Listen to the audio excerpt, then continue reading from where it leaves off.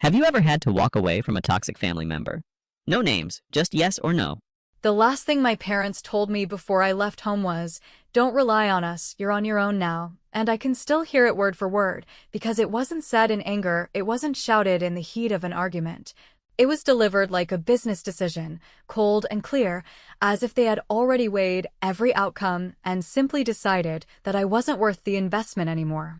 I remember standing there, stunned, trying to process whether this was a bluff, some kind of test to see how I would react, or if they truly meant it, but the longer I looked into their faces, the more obvious it became that this wasn't a threat or a slip of the tongue. This was their plan for me. My brother was still in the house, still supported, still treated like he was some shining hope for the family's name, and I was the one they had chosen to cut off, as if the family couldn't carry two children who needed help at the same time. I didn't cry in front of them, though my chest felt like it was collapsing in on itself. I nodded, turned away, and tried to pretend I wasn't as broken as I felt, because if I had let them see that, they would have won twice. Once by cutting me off, and again by watching me crumble under the weight of their rejection. It wasn't as though we had been a happy family before, but that sentence split my life into a before and after that I couldn't undo. Before, there was always the faint possibility that they might come around, that one day they would see me, hear me, and treat me as someone worth their love. After that sentence, there was no illusion left to hold on to. I had been dismissed. The first night after leaving was brutal, because it's one thing to imagine being independent, and another thing to actually be standing in a small, unfamiliar apartment that you can barely afford, staring at a fridge that's nearly empty, wondering if you'll be able to make rent for more than 2 months. I remember scrolling through my phone that night, thinking maybe I could reach out to an aunt or an old friend's parents, someone who might step in with advice or even just a little comfort, but I couldn't bring myself to type a single word. I felt humiliated, not just by them but by my own situation. I was 19 years old, and I already felt like I had been discarded by the people who were supposed to fight for me when no one else would. That first semester was the hardest because every single expense became a mountain, every assignment felt like it might be the one that crushed me, and every social event reminded me of what I no longer had. When classmates casually talked about their parents visiting on weekends, bringing food or helping them shop, I would force a smile and lie, saying my family was too busy or lived too far away. In reality, they lived less than an hour from campus, but they may as well have been across the country, because I wasn't welcome in that house anymore. I tried to take pride in the little victories, like paying my own phone bill for the first time or managing to stretch one box of pasta into 3 meals, but the victories always felt hollow, overshadowed by the constant exhaustion of working 2 part-time jobs on top of trying to keep up with my classes. There were nights when I sat on the floor, books scattered around me, eyes burning from lack of sleep, wondering why I was even trying so hard when the people who were supposed to care about me the most had already written me off. The breaking point came halfway through the semester when I failed a major exam that I had actually studied for, and I remember staring at the grade on the screen, feeling my chest go numb, thinking, they were right. I can't do this. For a few days, I spiraled, missing classes, skipping shifts at work, not answering texts. I wanted to disappear completely, to just stop trying, because failing felt inevitable. I even considered leaving school altogether, packing up and vanishing before anyone could call me out for not being good enough. But somewhere in that mess of days, when I was sitting in a near-empty library, pretending to study while actually just scrolling through job listings I wasn't qualified for, a thought broke through all the noise. It wasn't a motivational mantra or some dramatic epiphany. It was quiet and bitter. If I quit now, then they win. That sentence stuck in my head like a splinter. Every time I thought about walking away, I imagined my parents shaking their heads, smugly saying they had predicted this all along, and the anger that thought sparked kept me from giving up. It didn't fix everything overnight. I was still broke, still tired, still drowning in coursework. But I started dragging myself back to class, even when my eyes were half shut, and clocking into shifts, even when my legs felt like they would give out. I didn't have a clear vision yet of how I would ever climb out of the hole I was in, but I knew one thing: I wasn't going to let them be right about me. What I didn't realize at the time was just how long those next years would stretch, or how deep I would have to dig to survive them, because this wasn't the kind of struggle that ends with one breakthrough. It was only the beginning, and the road ahead was going to be even harder than I could have imagined. I woke up every day that fall with the same slow dread curling in my stomach, because no matter how early I set the alarm or how many hours I worked, the math never felt like it would land in my favor. And the part that stung most was not the hunger or the late fees or the way my body ached from standing behind a counter until close. It was the quiet humiliation of realizing that I had no one to call who would say, "Come home for the weekend and catch your breath. We will figure this out together." Classes were not hard in the way people brag about when they want to sound impressive at reunions. They were hard in the way that makes you sit in the bathroom with the door locked and the fan on, trying to memorize 10 pages of notes with a head that feels like soaked cotton, because you have a shift in an hour, a quiz in the morning, and an empty wallet that does not care how noble your intentions are. And when classmates joked about their parents mailing care packages or fixing things with a quick transfer, I learned to nod and deflect, because it felt easier to pretend I preferred the struggle than to admit that I had been benched by the very people who should have run the play with me. There was a week when I missed 2 labs and a midterm because the bus schedule and the manager's schedule and the syllabus ignored each other like territorial cats, and I remember thinking that maybe the responsible thing would be to step back and try again later. Only I knew exactly what later meant in my family's language. It meant never. It meant, you see, she could not handle it. It meant the story was already written and my job was to play along, and something inside me, something stubborn and almost spiteful, refused to hand them that ending. I started doing a strange kind of triage on my life, slicing away anything that did not feed the 2 fires of survival and grades, which meant saying no to group dinners and club meetings and sweet invitations that would have made me feel like I belonged for an evening. And yes to 3 extra hours on the library's worn carpet. Yes to an overnight dishwashing shift when the line cook called out. Yes to a tutoring appointment with a grad student who did not care about my pride and told me, kindly and bluntly, that I had better learn to study like it was my job if I wanted to stay. What I had not understood until then was that the worst part of being cut off is not the money itself. It is the paperwork that silently assumes you still have a family to lean on. Because forms that ask for a parent's signature or a tax document or a phone number do not have a box for the sentence I had been handed, and every time I hit that wall I felt the same mix of rage and shame. Until a counselor with tired eyes and a soft voice asked me to take a seat and tell the truth from the beginning, not to impress her and not to perform, but to document. And when I handed over screenshots of the message that said "You're on your own now," and when I answered questions I did not want to answer about where I slept and how I paid and who would pick me up if I were hurt, she nodded, typed for a long time, and then told me a phrase I had never heard before that day, which was that a dependency override existed for students whose families had closed the door, and that it required evidence, but that I had already brought what mattered. The weeks that followed did not feel like a victory lap. They felt like dragging myself over a finish line I could barely see, except now there were people on the other side who were not my parents and did not owe me anything, yet chose to help anyway. The financial aid officer who called me back after hours to say a small emergency grant had cleared, the department assistant who slid a campus job posting across the counter and whispered that I should apply before lunch, the professor who, after watching me fumble through a presentation, asked me to stop by office hours and then showed me how to break down assignments so they did not swallow me whole, and with each small shift the ground under me felt a fraction less unstable. There was a moment, late one night when I was rewriting an essay in the glow of a screen that made my eyes sting, when my phone lit up with a single line from my mother asking why I had not given them access to my online account so they could see my grades.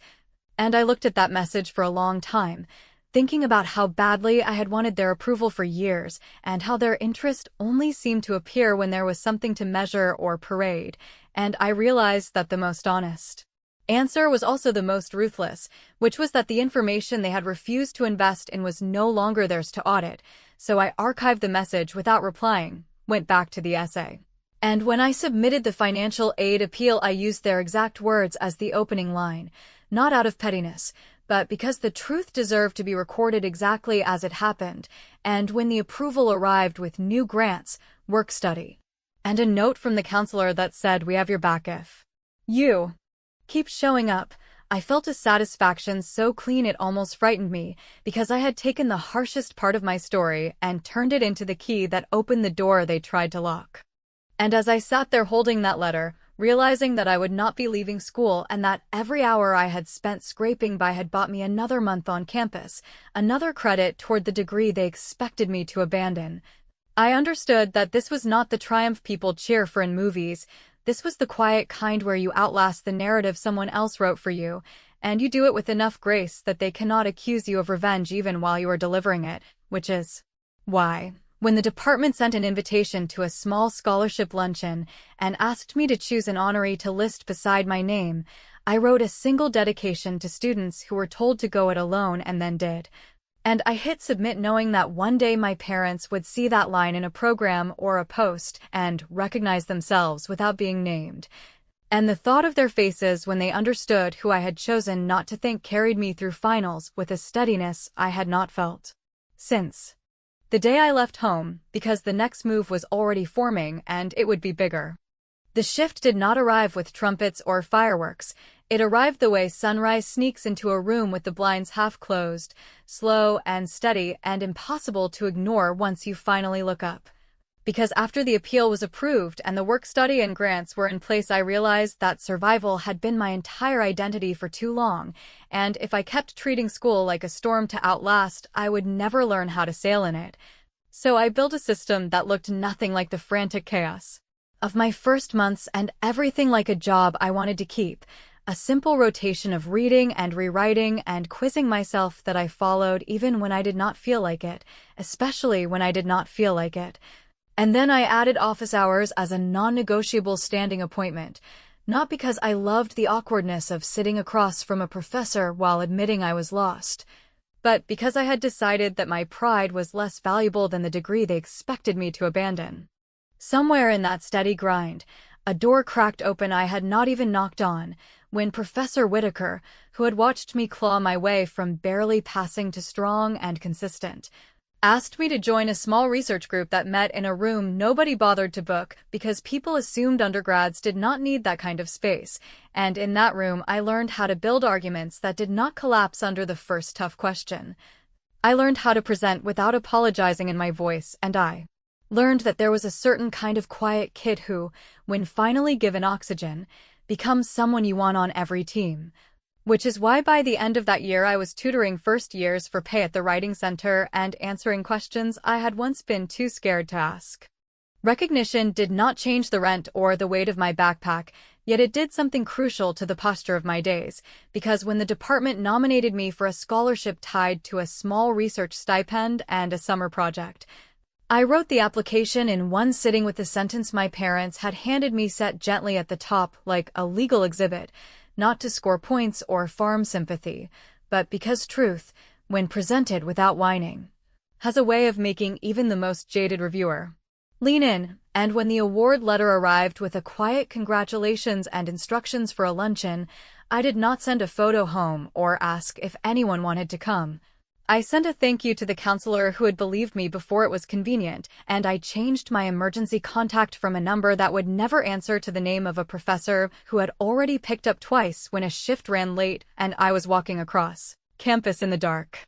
I would love to say that my parents disappeared entirely, yet absence is almost never clean, so messages still surfaced like stray tide foam, a text asking for a login to monitor my progress, a comment under a post that pretended curiosity while radiating ownership, and once, a simple question from my mother about my brother's placement on a dean's list as if I might collect a comparison trophy on her behalf.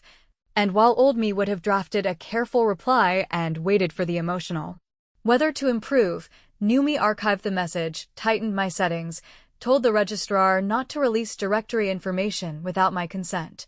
and poured that reclaimed energy into a presentation that led to a regional conference slot where I stood in a borrowed blazer and watched a small audience nod in that way people do when they are seeing you rather than merely watching you speak.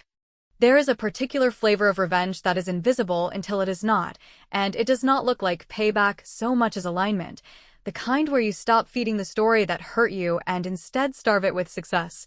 And because I knew they followed my public posts even while pretending not to, I wrote one careful caption after the conference thanking the people who had never asked for credit, the advisor who covered a shift when I was sick, the assistant who unlocked a lab on a Sunday, the friend who sat beside me while I rebuilt a paper from scratch, and although I did not mention family in any direction, I left the gratitude right where it could be found by anyone nosy enough to look. Which is how I learned that omission can be louder than accusation, and that some doors being closed is not cruelty but good housekeeping. As the months rolled forward and my grades stayed firm and my research deepened, I started hearing my own name spoken in rooms I was not in, first as a candidate for a departmental prize that came with a check big enough to fix a lingering bill, then as someone who might, if she kept going at this pace, be considered for an honor I could barely say out loud without laughing, and while I kept my head down and did the work, I also started assembling the final architecture of the boundary that would protect me on the day I knew was coming, telling the ticket office to send all commencement correspondence to me directly, listing the 2 seats I was allocated under names that felt like family because they had earned it, drafting a speech that never once asked for forgiveness and never once begged to be seen, and when the dean pulled me aside after a seminar and said there was a committee quietly considering a very particular title for a very particular graduate, my heart did the kind of careful, seasoned leap that comes only after years of falling, because by the time senior year took its first breath, the campus had started to whisper my name for something I had once thought belonged to other people, and I knew, with a certainty that felt like solid ground under my feet, that if I was chosen, I already had the final move ready. By the time senior year settled in with its strange combination of exhaustion and sharpened purpose, the machinery I had built from stubbornness and habit began to run with a steadiness that would have made first-year me cry from relief. Because classes that once felt like cliffs became terrain I could map, projects that used to swallow weekends became sequences I could slice into manageable hours, and the network I had pieced together from office hours, late-night study rooms, and the kindness of people who did not need my gratitude to offer help started paying off in ways that were quiet on the outside and seismic on the inside. From a professor who slipped my name to a hiring manager looking for a research assistant,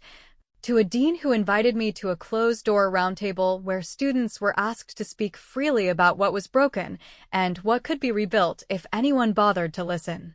What surprised me most was not the recognition itself, because I had been leaving a record for years and I knew I had earned a seat at those tables. It was how quickly the people who once told me I was on my own tried to fold themselves into the narrative now that it looked like a good story for them to tell, a drip of messages that arrived with the rehearsed sweetness of distant relatives at a holiday party, asking for updates and photos and copies of essays they had never read when I was desperate for feedback, and while the old ache flared each time I saw their names on the screen, the person I had become treated those pings like spam that managed to slip past a filter. Because my attention had real value now, and I was spending it on the life I had built without them. When the department chair called me into his office and delivered the sentence I had been scared to imagine out loud, that a committee had agreed I would be the year's top graduate and that I would deliver the address at commencement, my first reaction was not to send a text or take a victory lap. It was to open a new document and start writing the list that mattered more than any speech draft, a list of boundaries thick enough to hold under pressure, because I knew with the clarity of someone who has lived through a storm that this would be the moment my parents decided to reappear with smiles and claims of investment. So I arranged the guest tickets to sit in the hands of the 2 people who had actually shown up when it cost them time and energy.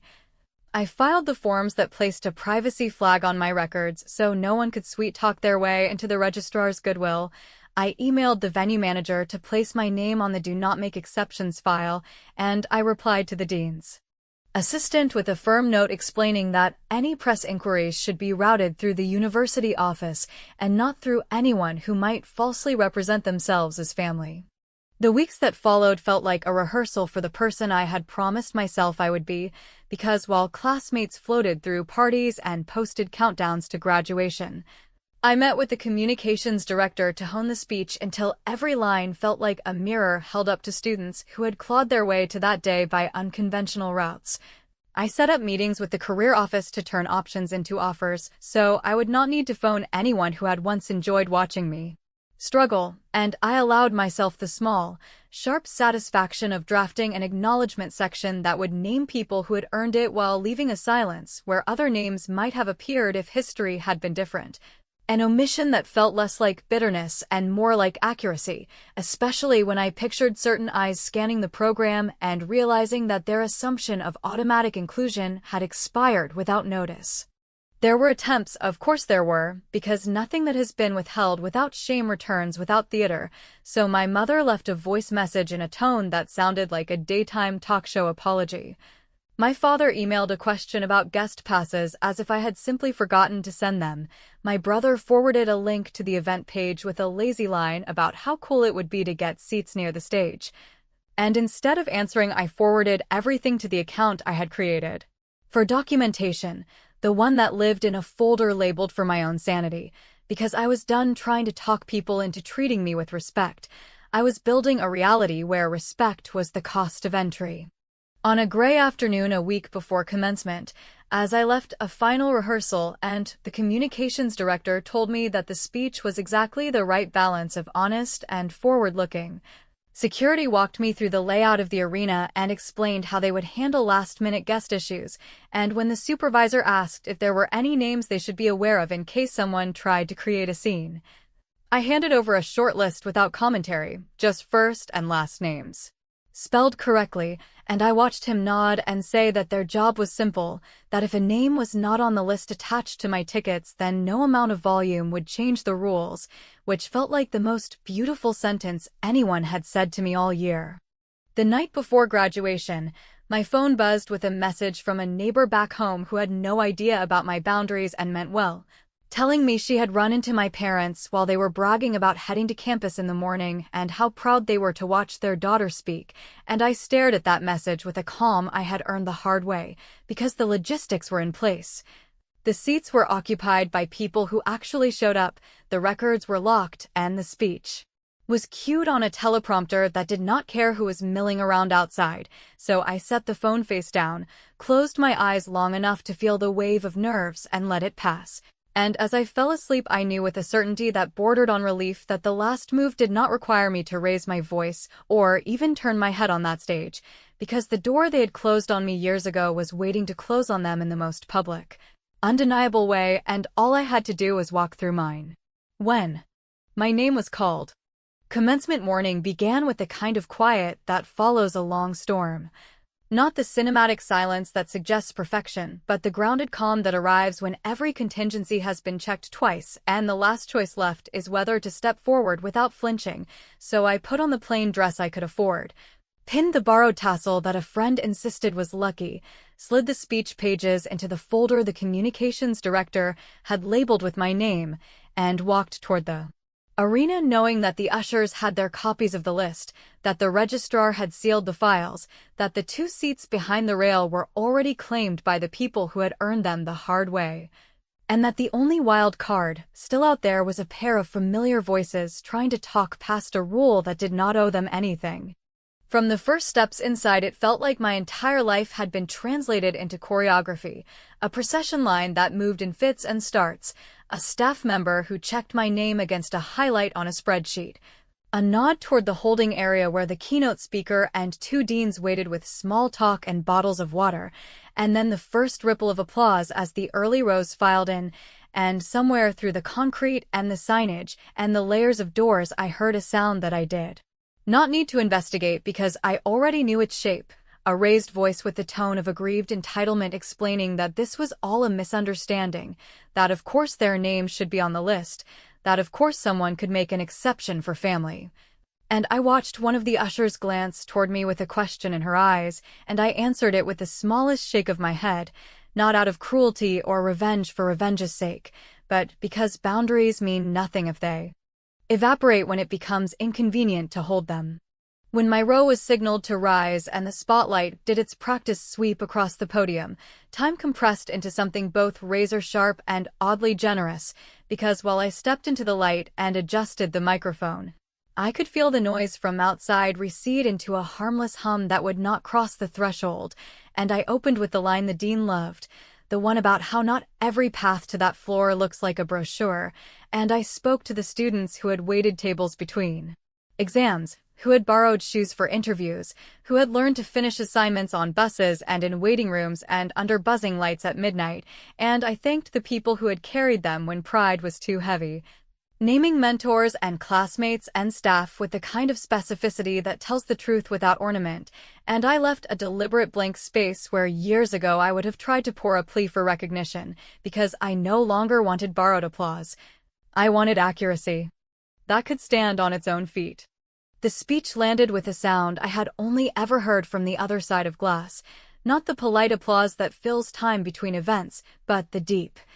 rolling kind that tells you the room felt the weight you carried and decided to carry it with you for one long honest moment, and as I stepped back from the podium, I caught the faces of the two people in my seats, one from the counselor's office and one from the writing center, both cheering with that unpolished, unself-conscious joy that cannot be faked, and the knowledge that they were in those chairs because they had shown up when it counted felt like a circuit finally closing, a clean current running in the direction it always should have run.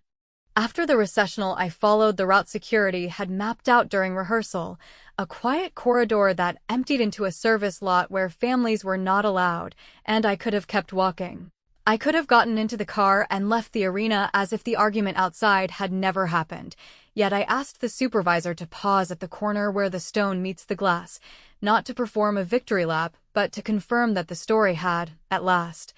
rewritten itself, and through the open vestibule I saw them in the posture I knew too well, frustration disguised as righteousness, voices pressing against a policy that did not care about their version of history, and for a beat our eyes almost met across the line that the usher held without raising her voice.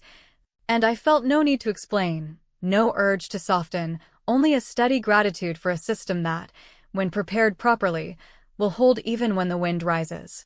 I left without speaking, not because I was afraid of what might come out if I tried, but because the best end to a long fight is not a speech at a doorway. It is a life that does not require that doorway anymore. So I walked to the green room where a small envelope waited with the final paperwork for a research position that would carry me into the next season. I signed my name on the line that had been offered based on the work no one else did for me. And I sent a single message to the counselor who had sat with me on the worst afternoon of that first year, asking where she wanted to meet for dinner so I could hand her the extra copy of the program with the dedication printed exactly as I had written it.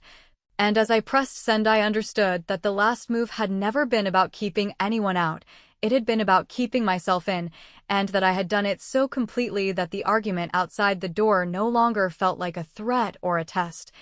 It felt like a distant echo from a house